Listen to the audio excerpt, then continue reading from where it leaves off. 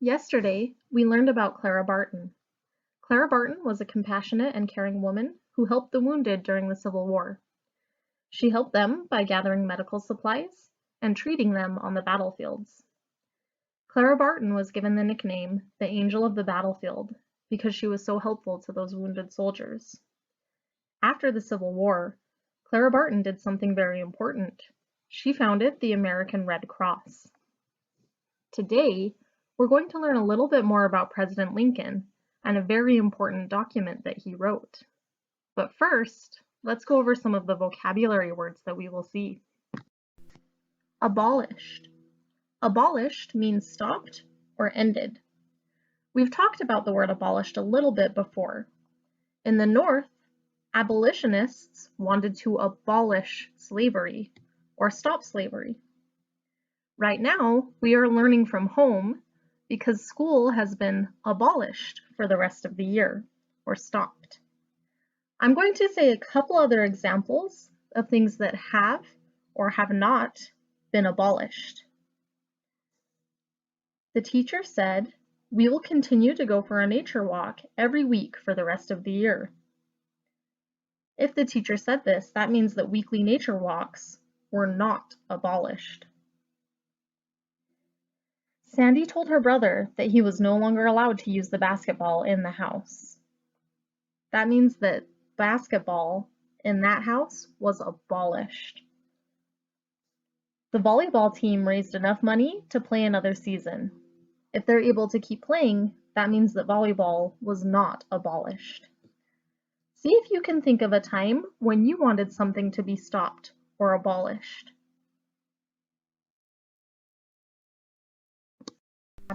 Cabinet. A cabinet is a group of people who give advice to the president. They are his advisors. For example, during President Lincoln's presidency, his cabinet helped him make many decisions. Scroll. A scroll is a rolled piece of parchment or paper. Proclamation. A proclamation is an official announcement. Today, we are going to read about an important proclamation that Lincoln made. Emancipation. Emancipation is the act of releasing or setting free. So abolitionists wanted emancipation for the enslaved Africans in the South. "Gathering closer, closer everyone," the soldier cried out. The people gathered beneath a massive, or very large, oak tree. It was a bitter cold day in January 1863. A boy named Samuel, age 10, and his sister Violet, age 7, squeezed and prodded their way through the crowd. "Let's keep going to the front," Samuel said, tugging Violet's hand. "No, let's stay here in the middle where it's warm," said Violet, thankful to have so many bodies pressed close around to shield her from the freezing January wind. "Fine, you stay here, but I'm going up front so I can hear," said Samuel. "You don't even know what he's going to talk about," Violet said, as her brother wormed his way toward the tree. Finally, Violet gave in and followed her brother to the very front. There, a Union soldier wearing a long, heavy blue coat held a scroll, a rolled piece of paper, which was sealed with a red wax stamp. "What is it? Some kind of news?" asked a woman in the crowd. "What happened? What's on that piece of paper?" asked another. "Honestly, I do not know," the soldier answered. "My commander handed me this scroll and ordered me to come up to the tree and read it. So that is what I'm doing." Take a minute to make a prediction. What do you think the scroll will say?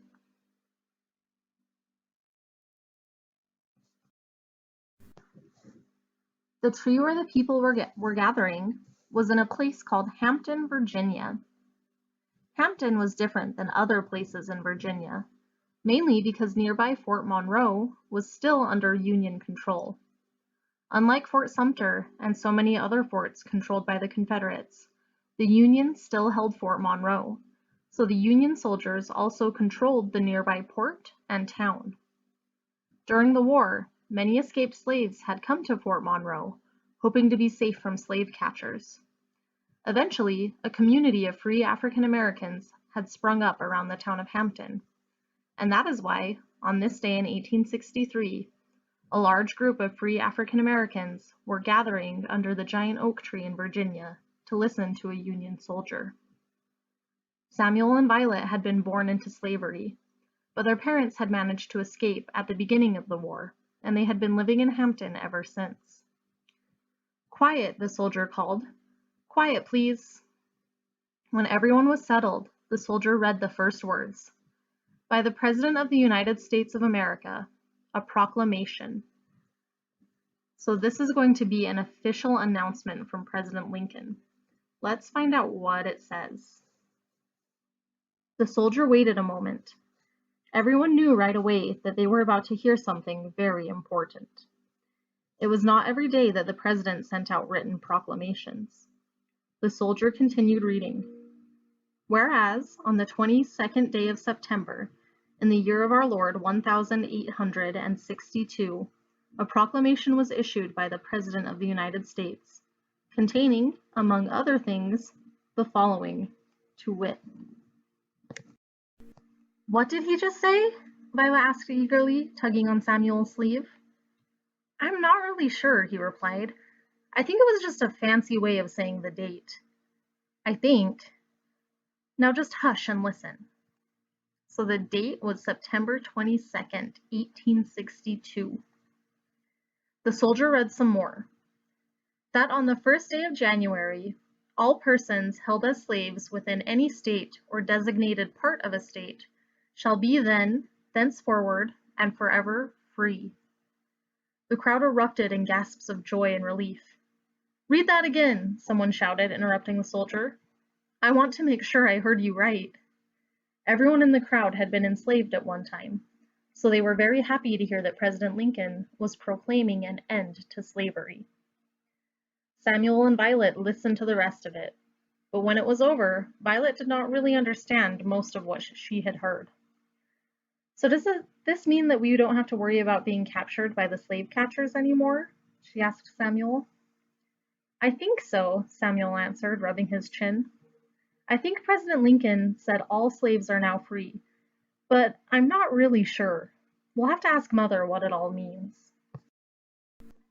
The document the soldier read was called the Emancipation Proclamation. So remember, emancipation is the act of setting something or someone free, and a proclamation is an official announcement. So the Emancipation Proclamation was an official announcement that all enslaved people would now be free. It is one of the most famous documents in the history of the United States, but it did not do exactly what you might think, at least not right away. Unfortunately, President Lincoln's Emancipation Proclamation did not automatically free all the enslaved people. In fact, it did not even say that all slaves should be free, only that the enslaved people in states that were still fighting against the Union should be free. So the states that are fighting against the Union were called the Confederacy. Some states, including Maryland and Delaware, still had slavery, but they had not seceded from the Union. Lincoln allowed people in states that had not seceded to keep their slaves as long as they continued to fight on the side of the Union. Eventually, slavery was abolished by law in all of the states, but not just because of the Emancipation Proclamation. On this map of the United States during this time, the states that are colored gray were states that were part of the Confederacy. The states that are colored blue were part of the Union. The green states in the middle were slaveholding states that were in the Union, and they were not affected by the Emancipation Proclamation. Slavery was a major reason that the nation was divided in the first place, but the reason President Lincoln declared war was that the Confederacy broke national law by seceding from the Union. Remember, to secede means to leave. In other words, in the beginning, the war was not about ending slavery, but about keeping the nation whole.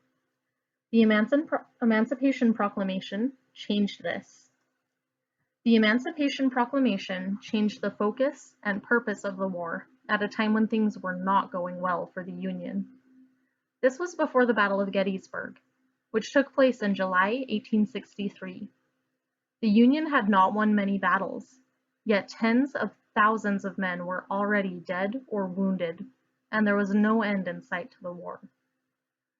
So although the Emancipation Proclamation changed the war, it didn't end the war. Many people, including his closest advisors, told President Lincoln to end the war and let the Confederacy have its way. This picture shows Lincoln just having read the Emancipation Proclamation to his cabinet, or group of advisors. Some thought it was a good idea, and some did not, but President Lincoln did what he knew was the right thing to do. The Emancipation Proclamation let everyone know that President Lincoln was not only determined to preserve or save the Union, he also wanted to make sure that slavery would never cause another war. This made the abolitionists very happy, and after that, they put their full support behind President Lincoln and the war. Remember, the abolitionists were people who wanted to abolish or end slavery. The Emancipation Proclamation also allowed free African Americans and escaped slaves to fight for the Union. The famous abolitionist Frederick Douglass helped recruit African Americans. So to help recruit means that he encouraged them to join the Union Army as soldiers. Many African Americans did join the Union Army and fought courageously. African American men and women were eager to help the Union Army in other ways too. Men worked as carpenters, cooks, guards, laborers, and boat pilots. African American women were devoted nurses, spies, and scouts. In this way, men and women who had never been enslaved, as well as former enslaved Africans, courageously worked together to save the Union and bring freedom to the slaves in the South. This statue, called the Spirit of Freedom, stands today at the African American Civil War Memorial in Washington, D.C., to honor the more than 200,000 African American soldiers who served the United States during the Civil War. From that day forward, the great oak tree in Hampton, Virginia, became known as the Emancipation Oak. It was the first place the Emancipation Proclamation was read on Confederate territory. After the Emancipation Proclamation, the United Army freed enslaved people each time it won a battle and took control of a town or some farmland in a southern state. Little by little, one plantation at a time, slavery in the United States was finally coming to an end. All right, my friends, I have got some questions for you about what we've just learned about. My first question is, what important event did Samuel and Violet observe? What were they watching?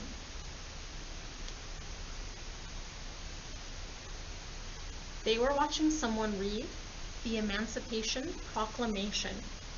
What was the Emancipation Proclamation? What did it do?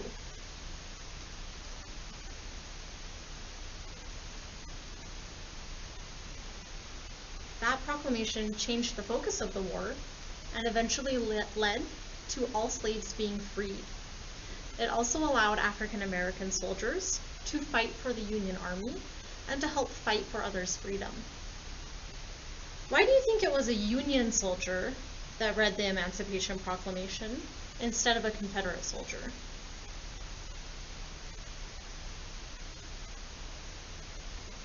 Do you think the Confederate soldiers were happy about the Emancipation Proclamation? No, they wanted slavery to continue.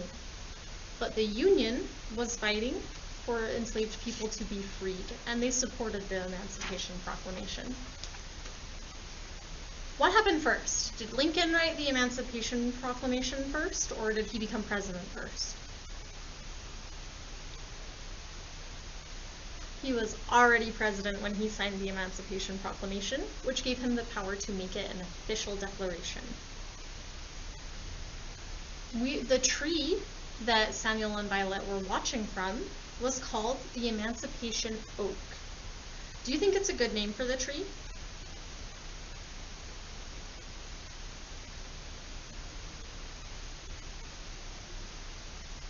We talked In our last lesson, we reviewed Harriet Tubman, who worked as a conductor on the Underground Railroad and helped free enslaved people.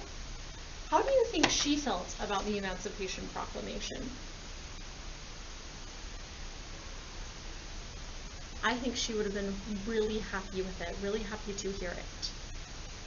All right, my friends, we are going to add this picture of President Lincoln writing and signing the Emancipation Proclamation to our timeline. Let's see, did that happen before he was president? No. It happened after he was president, but it happened before the Red Cross was founded. So we'll put it right there. All right, my friends, go ahead and open up the PDF attached to this assignment, and I will show you what to do. All right, everyone, today our journal entry is going to be about the Emancipation Proclamation. As always, I'm going to need 3 to 5 complete sentences about the Emancipation Proclamation. That means they start with capital, they end with a final mark, and they are complete sentences that make sense with a subject and a predicate. As you're thinking about the Emancipation Proclamation, some things you might want to include in your journal are, what was it? What does that mean? What was the Emancipation Proclamation? Why was it important? What was it, and why was it important during this time in American history? When you are finished, again, 3 to 5 complete sentences. Too many C's, there we go. When you are finished, I want you to draw a picture in this box of something that will help you remember the significance of the proclamation and why it was so important. What did it do? When you are finished with your writing, 2 pages if you need it, and your picture, go ahead and turn it in, and we'll see you next time.